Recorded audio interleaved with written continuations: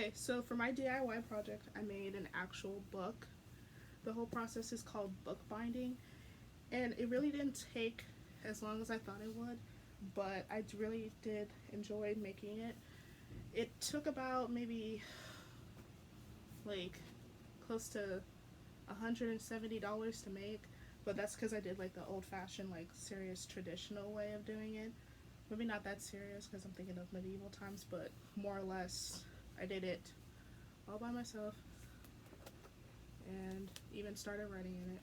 So, and in the following, I'm about to show you how I made it and all the steps of making it.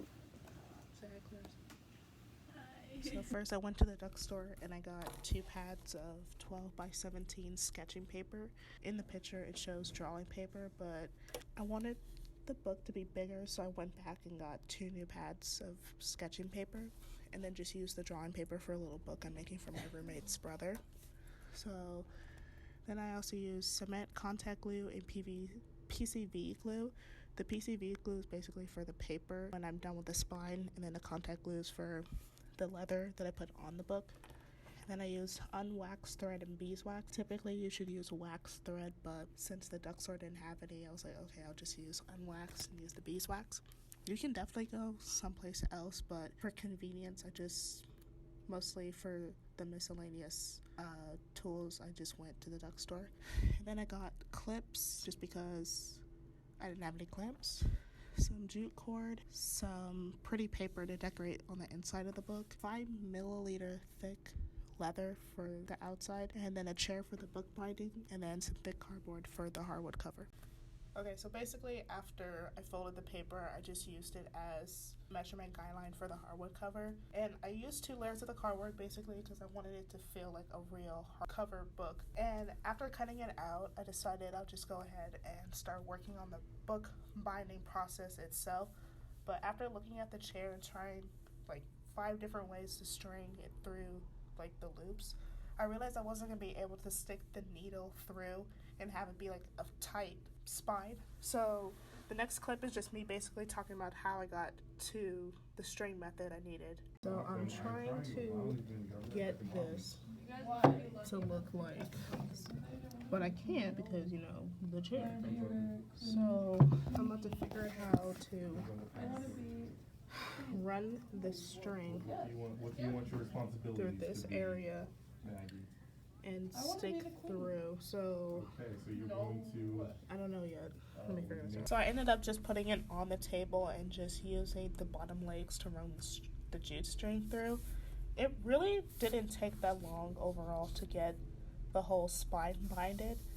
It was kind of tricky because I really didn't pull the wax string as hard as I could have. So when I was trying to put the glue on it, I was like, oh, why is it so flimsy? Oh, because I didn't pull tight enough. And I missed a crucial step of like double knotting every time I got to the end of like the book spine itself. So that kind of sucked, but using the PVC and the cement glue really like fixed that little error. So after I like cut the spine of the book out of my makeshift bookbinding thing, I put the glue on and let it dry for a little bit. And during that time, I was just poking the holes in the hardwood cover that I glued together earlier and was just running the jute string through. That didn't take long either, and honestly it was the best part of this whole process because it was really super simple. And after that, let that dry for a bit, return the chair back to my dining hall that I borrowed it from, and then once it was done drying overnight, I was manipulating it, making sure no pages were glued together, that the actual cardboard stuck to the paper that I put it in. Like you can see towards the end of this video, oh look, it's stuck, that's great.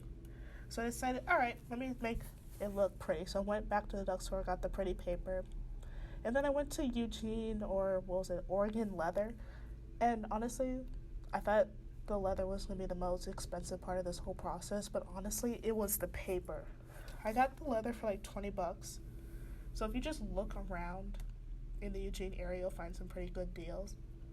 Then I proceeded to put the headband on. Honestly, I have no idea what the purpose is of the headband, but then because it was just so pretty and I wanted it on right away, I glued on the blue paper first. In hindsight, I probably should have done that after I did the leather, but you know what, like I said, it was pretty. I wanted it on the book immediately.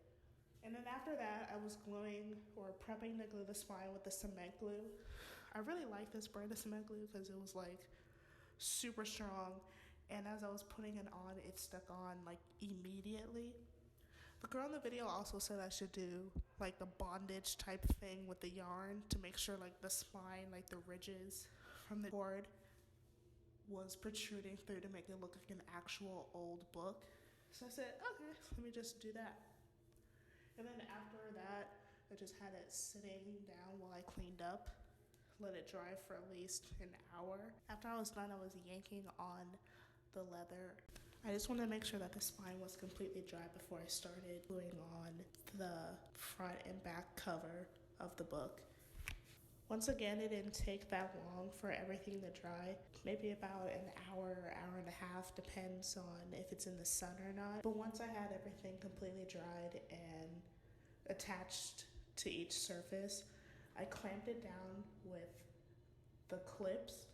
I recommend you putting a piece of like fabric or hard construction paper between the book itself and the clip, just because it doesn't leave an indent.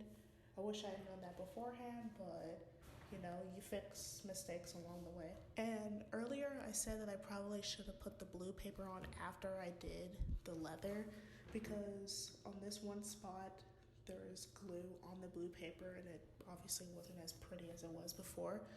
So I went out to the duck store and got more blue paper to just put it over the leather ridges.